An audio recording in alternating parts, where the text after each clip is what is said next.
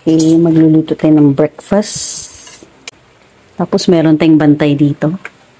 Talagang nakatungod siya lagi sa akin. Ito yung may ginagawa ko dito sa kusina. Matulog ka na kasi. Ayan o, nilagyan na kita ng unan o. Tulog ka na, bebe. Huwag mo na akong bantayan. Kaya ko na to. Ha? Ilang taong ko na itong ginagawa ang pagluluto. Tulog ka na. Tulog ka na, tulog ka na. Dali. Sip-sip ka na.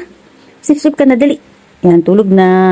Tulog. Ay, matulog na. Tigas ang ulo. Papalitan ko yung battery mo ngayon. Matulog ka na. Palobat ka na eh. Tulog na. Sip-sip na. Patingin ulit ng phone mo na pink. Yay! Gustong-gusto ko talaga to. I always feel like somebody's watching me. Tapos may nakatungod dito. Oh, di ba? Ano na? Ang clingy mo talaga, no? Nasaan ako? Ano, anino na kita? Ha? Matulog ka na. Tulog ka na nga. Dali. Luluto pa ako. Guys, nasa CR ako. Paglabas ko, may nakatingin na naman sa akin. I always feel like somebody's watching me. Bantay sarado ako dito.